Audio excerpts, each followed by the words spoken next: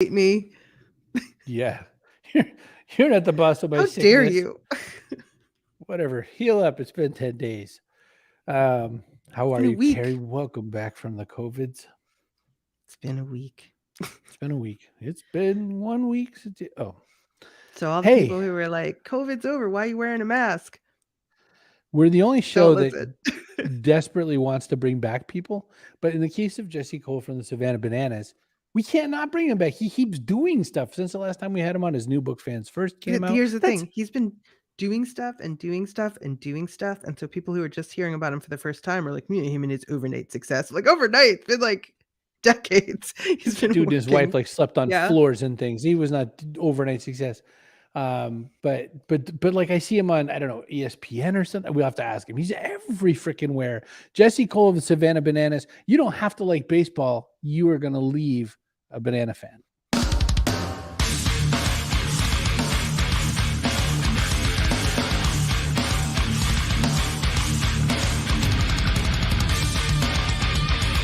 Backpack Show. Hey, he's in our intro. I forgot. I know.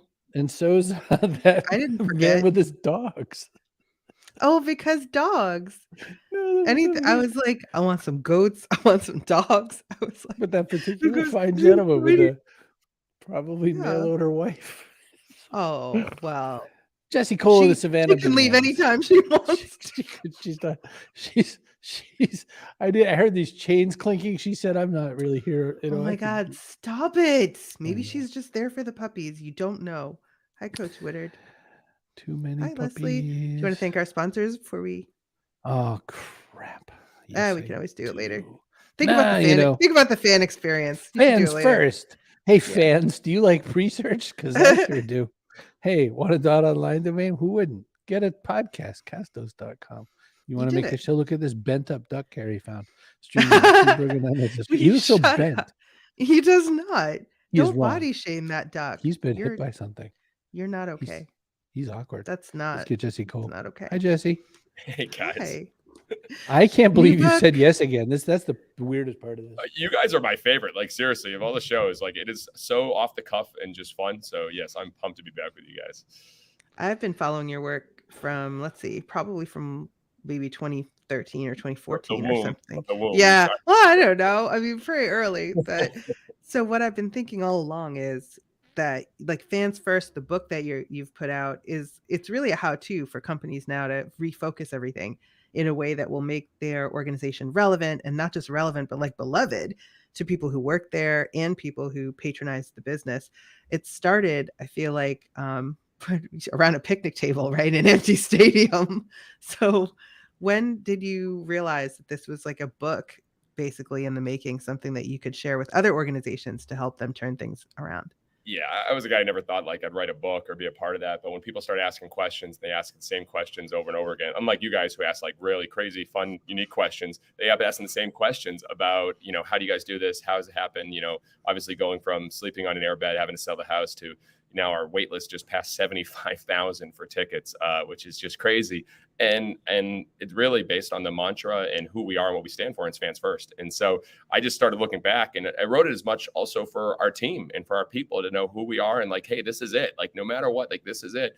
And sometimes when you do something that's for yourself and for your team, it can really resonate. And I've heard this from so much. Obviously George Lucas was trying to make a film that he wanted to watch when he made Star Wars. And you see that over and over again. Simon Cowell wanted to pick out music that he really wanted to enjoy when he was on American Idol. And so I want to write something that really, a company that I would be proud of, whether it was baseball team or anyone else, that wasn't focused on sales, revenue, and profits, was focused on creating fans and not chasing customers, but creating fans. And, I kind of shared how we've been able to do it. And 6 years in the Bananas, obviously 15, 20 years of learning with our other teams. And now it's just, I look around and it's mind blowing what's happening. I forgot. No PR. You don't pay PR people or anything. No, yeah, we spend $0 on marketing and $0 on PR. And yes, in just the last 3 months, from the Today Show to CBS Sunday Morning to HBO Real Sports to CNN to, we've been very fortunate. Every week there's a new national media that's covering us. I'm just laughing. I'm like, I'm just a guy in a yellow tuxedo where kids running a baseball team. But because we're doing something different and unique, and it's created a big following, with 2 million more followers on TikTok than any Major League Baseball team and 4 million social media following, it's obviously piqued the interest of the country. I just realized that we're talking like everyone has watched every episode of the Backpack Show, which is clearly not true.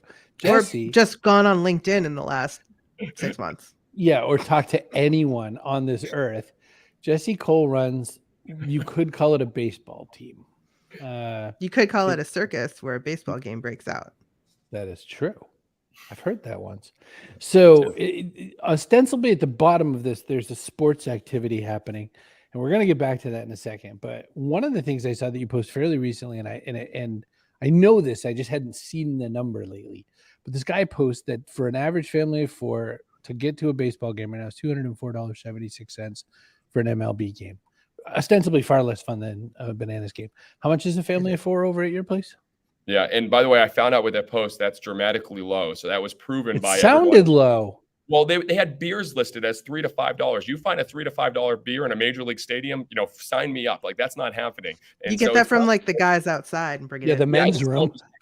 Yeah, but my point was I posted that knowing that it was going to be low and people were going to see it low, but still the point was, yes, at a Savannah Bananas game, there's no ticket fees, no convenience fees, no parking fee, and every ticket includes all your burgers, hot dogs, chicken sandwiches, soda, water, popcorn, dessert, all you can eat all night long, and it's $20 total. So if you look at a family of four, for all you can eat, it's $80, and that includes everything all night long. And it is a crazy experience, right? So there's actually, you have your own game even. If you were doing baseball for a while, now there's banana ball you invade. You make the whole experience from beginning to end more enjoyable for people coming, even if those people aren't necessarily hardcore baseball fans. Yeah, I remember when I first started, people said, "Oh, I don't like baseball." And I'd say, "Perfect, you'll love our shows." Like literally, we are not for baseball people. We're not for purists. We're for people that want to come have fun.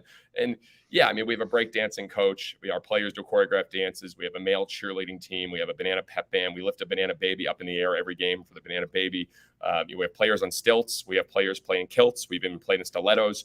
You name it, we tried it. And it's all based on our idea culture of just making baseball fun. That's our ethos. That's what we try to do. And yes, we developed banana ball because regular baseball games are too long, too slow, too boring. So we have a 2-hour timed game where batters can't step out of the batter's box. If you win the inning, you get a point. So every inning is exciting. There's no mound visits, no bunting. If you bunt, you're thrown out of the game because bunting sucks. And then also, if a fan catches a foul ball, it's an out. So that is the new game we're playing. And we started taking that over the country after doing a one-city world tour where we first started. And that one-city world tour proved to be a pretty good experiment. So we've extended it. Are you going to bring the Banana Nanas on tour with you? It's a little more challenging with the Banana Nanas. They're all 75 years old, and it's a little challenge. But they did come to a few stops on tour. They will come to more, but next year, as we plan to go to 25 cities all over the country, I know the Bananas will be with us, the male cheerleading team. I know the pep band will be with us, and the players on stilts, and the breakdancing coaches, and we'll travel with over 100 people. But the Nanas, you got to get lucky to get the Nanas. And this is sounding like, when Aladdin comes on the scene in the movie and he's got like the big parade with animals and like dancers and sword swallowers and stuff. Is that what it's like when the Bananas come to town? Yeah, it's a choreographed show. I mean, I know you're showing a clip right now. That is what our 3-2-2 is. So in every game, our pitchers actually do, and our infielders do a choreographed dance into a pitch in the middle of the game. And often we have strikes, just like they're a foul ball. Now, if that ball was caught, that would be an out. So everything is about the entertainment. And the crazy thing is these guys can play. We've won more games over the last 6 years in our current league than anyone else. And, it's all professional guys. So we're just trying to find that differentiator. What makes you unique? What makes you different? And yeah, he's doing a love song, singing to the baseball right here. It's pretty wild. But look how much they love it. If you've been to Johnny Rockets, we've seen people perform for work who do not want to do it and do not want to be there. So do you pick people who want to do things like that, or do they get there and then discover how much they want to do that because everyone else is having such a good time?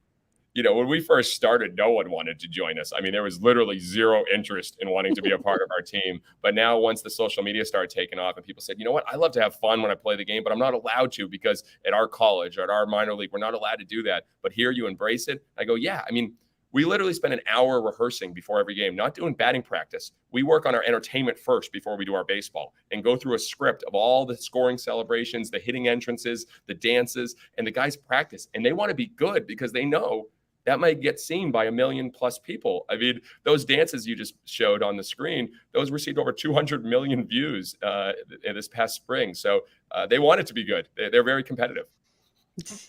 One of the things I was thinking about this whole time, though, is that you're also sending people to the majors. This is your idiots singing Celine Dion are then going into the. How did you do that? That seems like a not intended byproduct of all this.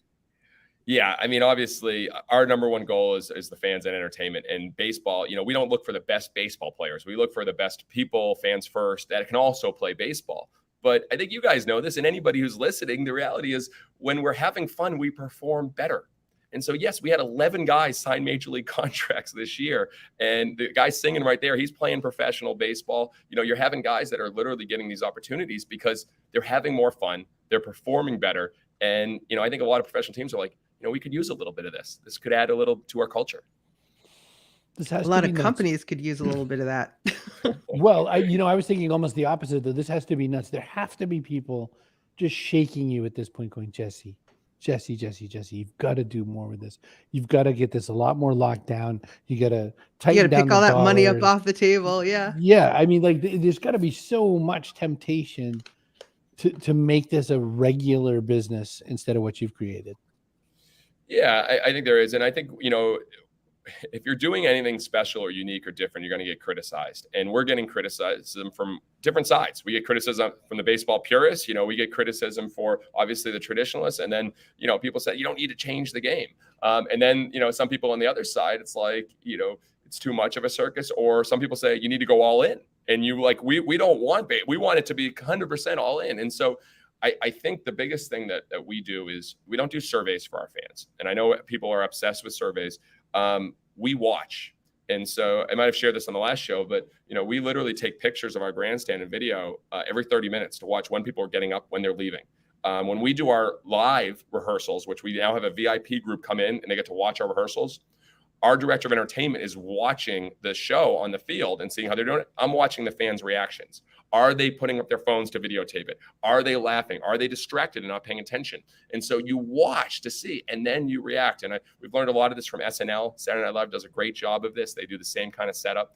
And I think that's the real key. And to see when you're clear on your goal, it's to make baseball fun and it's to be fans first in everything we do. You're going to make decisions that to some people that won't feel fans first. But when you're looking at the granular, I think we can bring this to more people that just want to come out and have fun. You can see the best baseball team in the world. You can watch the Red Sox, the Yankees, all that, but come out and have fun. That's where we try to own that space. Two posts within a couple of days of each other, maybe even back to back. One post is like, we're trying to shave time off wherever we can. We're looking at the time it's going to take to do this. The other was when we do a promotion, yeah, people love it. But if it goes way past a minute, people are a little itchy and we got to figure out some ways to handle that. Not even way past, like at all past. That's like, that's a lot of precision, Jesse. Like what's going on there? Like, is this where you're going to get your wins? It looks like lunacy, totally unfettered, but it is not. Right? It's everything's planned. And we were talking offline beforehand again about some of the greatest performers were perfectionists. And, go back to MJ and, forget about what he's known for other than his performance. And the reality is, no one was a bigger perfectionist in making the show. And that's why millions and millions and millions of people went to see him perform, because every single song, the dance move was going to hit, the cryo was going to hit, the music, everything was going to hit at the right moment. And that's how I think about a show. And so, yes, we time every single promotion, and we know a minute 30 is the golden spot to get in and get the inning going fast. And we want to play a 9-inning game in about 90 minutes. So with promotions and everything, that equals a 2-hour time game. And we played a 9-inning game in 99 minutes because we want fans to want more. And I think I've shared this, like whatever business you are, you don't want people that, I have to call this person or I have to do more business with it. Like, I can't believe I have to do this again. You want them, I want to go back. I want to go back. I want to go back. And especially in sports, you don't go watch Top Gun Maverick in the middle of Top Gun Maverick, say, I've seen enough, great movie, but I'm out. You stay to the end. And in baseball games, everyone leaves at some point. So we are trying to be so particular on every minute because that will never change. People's time will continue to get more valuable every single day. So as a marketer or as a business, how are you giving people's time back or making their time unbelievably enjoyable? That's what we focus on. So that's just it. You're giving people a handbook, whatever kind of organization they are in. Fans First will help them turn things around, but they have to be ready for that mindset. Like a lot of companies are still churning out like salesy, crummy marketing copy that nobody wants to read. And that's just marketing copy. And that's not the whole organization. And like looking at everything from a fan's first perspective, like, is their packaging hard to open? Is their office, difficult to find? Like, there is nothing. I feel like you would have a guy in like a gorilla suit out there showing people the door if it was hard to find. Like, you would find a way. So how do you get into the mindset if a company's just kind of not there right now? Yeah. So in the book, I share the 5 E's to create raving fans. And again, I wasn't smart enough to think about this. We just started doing things. And then when you reverse engineer and look, okay, we've tried to eliminate friction, the first on every step of the way. And if you can't even get in the door to be a great business if you're having frustration points and friction points for your customers. So, and you can think of all the companies and the challenges that do that, and people talk about their service and how bad it is. How do you eliminate that? So for us, that's the starting point. And we look like, obviously, voicemails, hold music, how quickly do people respond, friction points in a baseball game, the ticket fees, the convenient fees. When you buy merchandise online, a $25 shirt is $32.50 because then you pay a shipping fee and then you get it the regular package and it might be damaged. All those things, how quickly does it get to you? Amazon's won the game at that. And, that's where we're competing. You're competing against the expectations that people get something in a day. And how do they get it? And how quickly do they get it? How can they do one click? That's where the world is. It doesn't matter what you've done or your industry done. That's where you're competing. So eliminating friction is number one. And then the one that I love to talk about is experiment constantly, and whatever's normal, do the exact opposite. I think a starting point, once you find the friction points, look at this is the normal email copy. This is the normal response to a customer. This is the normal contact form, and then rewrite it to make it fun. And we just spend time rewriting everything. When you join our wait list, we have a whole celebration email, like literally pull out the champagne. I mean, it's just a fun way to do it. We send a video when they buy a ticket with us. And again, it's an over-the-top celebration. We send a playlist to them when they're coming to the game of music to listen to, like Can't Stop the Peeling, Holler Batgirl, because it says this is bananas in it, Hey Baby. All these things are the normal way of starting a process. Do the opposite and make it fun. And that's what we've had to learn over the years to stay on brand and be fans first. How elastic is this? How, okay, you have regular ball because that's what you were built to be. You've invented banana ball.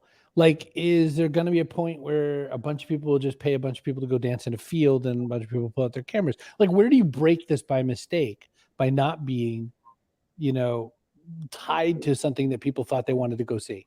When the baseball's terrible. So it's crazy. As much as I am into the circus and the entertainment, the glue that holds this together is that these guys are throwing 90 plus miles an hour and hit the ball 400 feet. You're seeing things, they're doing this and they're playing great baseball. If you watched a men's senior league try to do this, and it's like it's taking them 10 seconds to run to first. And this is tough. I'm saying this. We have a 75-year-old pitcher who pitches for us, Bill the Spaceman Lee, but he pitched in the 1975 World Series, and he's in the Red Sox Hall of Famer, and he goes into the crowd and chugs a beer before he takes the mound. But then he gets outs. He can still throw curveballs and changeups, and he gets outs. He struck out professional hitters. That's crazy. That works. But most people aren't like Bill Spaceman Lee. So I think we have a lot of people reaching out want to play banana ball. And if they're going to do it and then they represent it where it's like, ooh, it's just bad baseball, and then they're trying to dance, it's like, anybody can go do that. You just hire a bunch of dancers. So what do you say to people who criticize the way you leave money on the table? Because you admittedly do. You almost embrace it. It's like, hey, yeah, it's all inclusive, $20, get you all the food you can eat and the ticket and this like shenanigans that happens. How do you answer people who are like, but money though? Like, you could have so much more money. You talked a little bit about it, but not so much about like, how is this going to continue? How do you keep it going while simultaneously being like, I don't care about leaving all that money on the I don't have a great answer for that. And gladly, I don't have to. I don't work for them. I work for our fans. And normally our fans aren't going to say, how come you're leaving money on the table? It's other people in the industries that ask that question. But to give you an example, you guys know this, that 2 weeks before the pandemic started in March of 2020, we eliminated all the sponsorship at our stadium. So we eliminated all advertising revenue at the stadium, which there's no one in the industry who was dumb enough or will be dumb enough to do that because it's millions of dollars. But again, it went to our ethos and our core of who we are, and it's fans first. And if we have a fan sitting next to me making a decision and say, hey, do you want more ads around the ballpark? Do you want more announcements about the orthopedic and the, the car dealership and the dentist? Do you want to hear more of that? There's not one fan in a million who's going to answer yes. And so the biggest question, so I said, no one wants to be sold to or marketed to or advertised to. So we eliminated that. that was a big decision. And so when we did that, hundreds of thousands of dollars we wiped out right before the pandemic. Bad timing on everything. Fast forward 2 years, our merchandise does 12 times the revenue that our sponsorship and advertising did. And why I believe that is because fans believe in us. They like what we're doing. They want to wear us proudly. They want to market us. And it's become a multi-million-dollar business that we never even tried to promote. We don't advertise, buy shirts from us, but we just do what we do and fans believe in it. And so I believe you have to be willing to leave money on the table, to think about the long-term fans and who you are and what you stand for. And we'll always make that decision day in and day out. Who do you work for? So the last point I'll say on this is Major League Baseball, their money comes from TV rights, rev share, advertising, and then the fans. 98% of our revenue comes directly from our fans. So every decision is for our fans. A lot of things, those conflict. TV rights, sponsorship, they go against each other. So I think for any business to think about where is your revenue coming from and also where should it come from? And that's kind of how we make our decisions. 75,000 people are waiting. 75,000 people. On the one hand, that is such a win. Like, oh my gosh, you could never imagine it. On the other hand, holy crap, Jesse, 75,000 people are being told, hey, hang on. How much pain and suffering? Oh yeah, well, tell me about it. So the language, and language matters with everything. I mean, I just hired, I hired an executive rock star, not an executive assistant. I don't need an assistant. I want a rock star. And we don't have any managers on our entire staff because no one wants to be managed. People want to be led. We don't do training. Dogs are trained. Humans are coached. They're taught. They're mentored. Language matters tremendously in everything we do. So where was I going with language? We were just talking about. You got me going into 75,000 people are very excited to not be in your stadium. Sometimes my mind gets ahead of me a little bit with probably almost everything. Wait list has been the terminology, and even I need to correct myself. It's priority list now. So the way we're doing it's a priority list. So you get on that list, you will have priority to get tickets before the regular public gets it. So that's 75,000 people. They are on a list to get the tickets early, and as soon as we send out that email, they can get it. And so that makes people feel a little better. You're on a priority as opposed to you're sitting and waiting. Nobody wants to wait in the world for anything. So we have reframed that language. And I need to do it better when I'm talking to people as well. So you got some comments coming in. Carl says, I used to go to the Durham Bulls game with my brother. Minor league is definitely more fun. This seems very family friendly and approachable. I bet the baseball stats nerds who live to score games don't like it, but not everyone is your audience. That last part I feel like is the most important part. Like not everyone is your audience. Grateful Dead was the biggest touring act of its time. And I think they had 1% of the people, in the country actually went to a Grateful Dead show in their lifetime. So I mean, again, the biggest touring act of anybody, they were drawing more fans. I've learned so much from the Grateful Dead and what they did for their fans. And it was 1%. 1%. If we can get 1% of the world that likes the Bananas, I'd be a happy camper. David Meerman Scott wrote a whole book about the Grateful Dead. So Helena says, where is your revenue coming from? Where should it be coming from? Wow. Coach Woodard, struck by the same thing. Who do you work for? Something every business owner should ask themselves. Dean says, just finished fans first and bought copies for my team. Thank you, Dean. Yes, you too. Deanna says, you are a delight. And Helena says, language matters. Signing up now. So Deanna wants to know, how do other teams react when they play your team? At first, they are not. Here we go. Roll into town to lose. Oh, geez. One of our players got suplexed in a game the other day. That was bad. That got actually big publicity because it turned into a scuffle, which should never happen in Banana Land. Yeah, it's tough. You come in here to Banana Land, sold out crowd, and the crowd is, we have a donut hitter on the other team. If he strikes out, the whole stadium gets donuts. So the whole stadium is chanting, donut, donut. Half the time, the guys tip their hat when they strike out because they got 4,000 people free donuts. But yeah, it's tough. I think when they come here, they're like, this is a tough environment. But by the end of the game, I'm saying, I kind of want to play here. The best example was the championship last year, and we're playing another team. And I never forget, the championship game was over. We beat them. And I watched 4 of their players in full uniform go into the merchandise store and buy Bananas gear. I was like, imagine the Red Sox losing to the Yankees and going, I got to get some Yankee gear before I go. Like, what? Like, that to me was like, okay, we're on to something here. Like, not in this lifetime, burn the store. They burn the stadium down. Maybe, Dean wants you to buy the Montreal Expos and bring them back. Thank you. Funny story. Yeah, it's actually Bill the Spaceman Lee calls me regular, and he's out in Canada. He's still playing. He's like, Jesse, Montreal. We got to go to Montreal, Jesse. Whatever it takes. We got to hit Montreal Olympic Stadium. I was like, that's like 40,000 people. He goes, we got it, Jesse. We got it. So knowing that Bill's desire and the interest in Canada, I would say one day we'll probably hopefully play there and see what happens. Oh, remind me, I'll tell you about a guy you should bring to that game. Gurdeep Pandya, I think his name is. He's that guy that's teaching Bhangra dancing to the whole country of Canada. You'd love it. That's cool. So I had a thought right before that, but I loved that idea too of going to it was the suplex. So you turned even a strikeout into a promotional moment. You turned the strikeout into 4,000 donuts. Like that's huge, because a strikeout in any other game is up, another guy's out. Like the strikeout's the least interesting part of baseball, a lot would say, unless it's like the last out of an inning, but you made it right. But this is what Jesse does. So it's not about like, hey, guess what?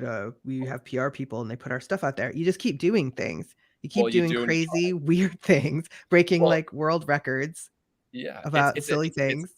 It's an obsession, and I think it's a good obsession. You know, I look at those boring parts in the game. I mean, in banana ball, there's no walks. Instead of a walk, it's a sprint, and the batter takes off full speed while the defensive team has to throw the ball to every player in the field. It's crazy.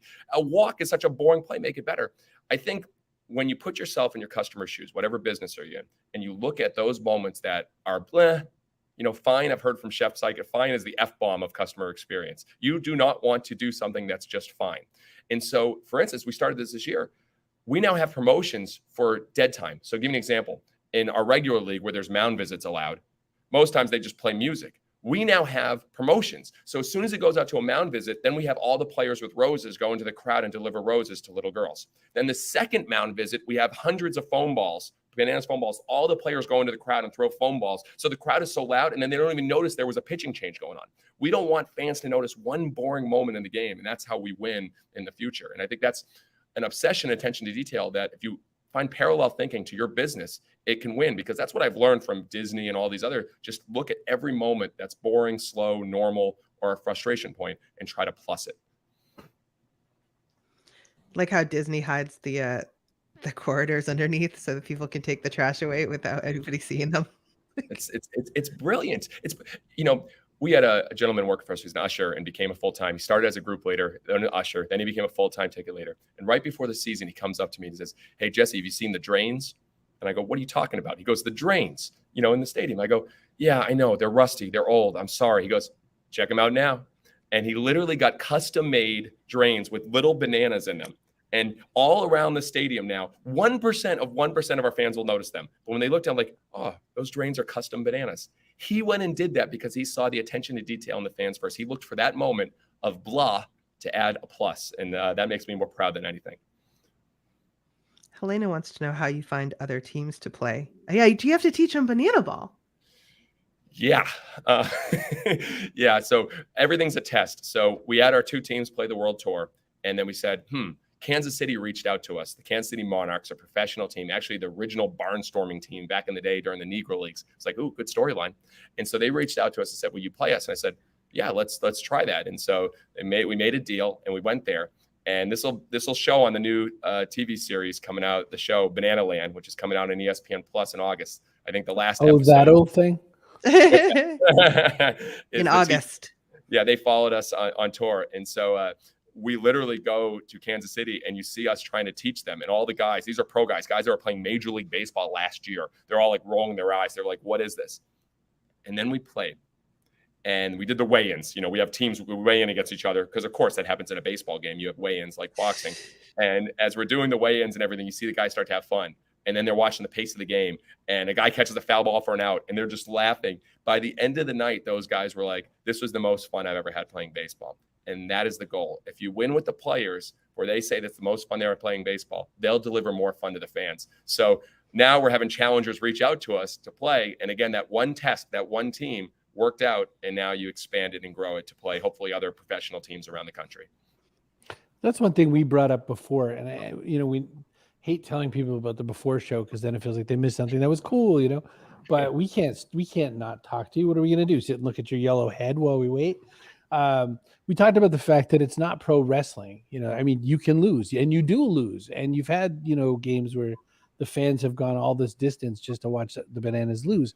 How do you mitigate for that, or do you? What do you do when you lose?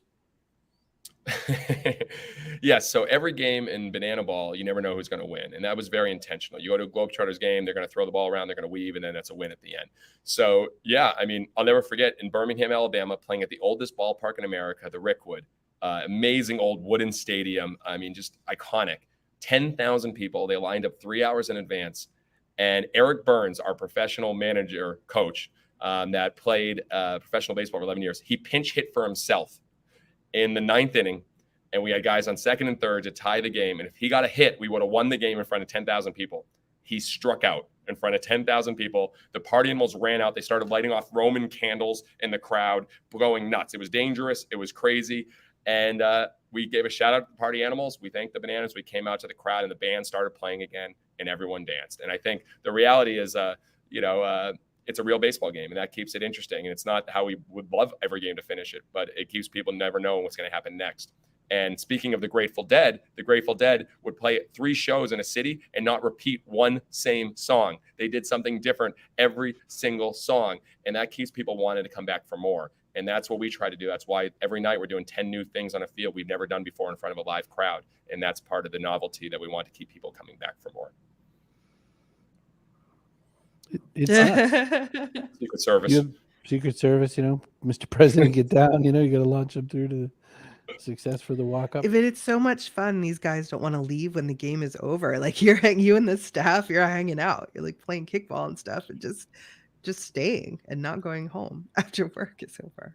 That's how much fun it is. We have fun after games. I mean, when you work so hard and you see sold out crowd, to be able to have fun and talk about the stories, the fans' first moments, we share those moments. That's Vincent, our dancing umpire. So we found him on Ellen. He had a clip on Ellen like 5 years ago. He's in Texas. We reached out and he goes, "This would be my dream to be able to umpire and dance for the Bananas." And so I don't even know what he's doing, but he's doing something here.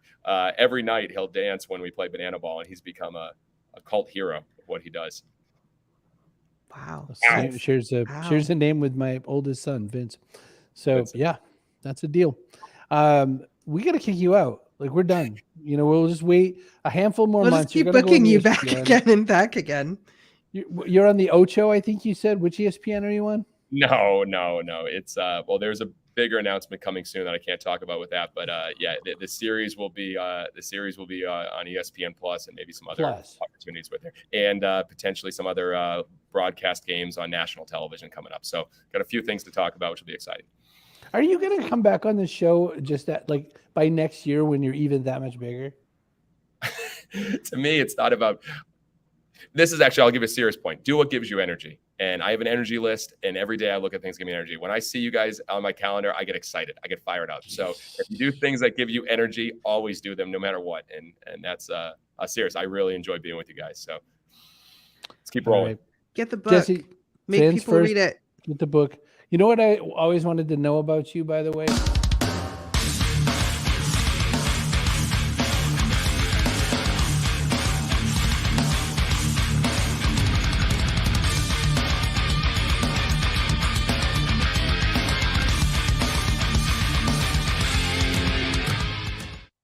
I didn't see that coming.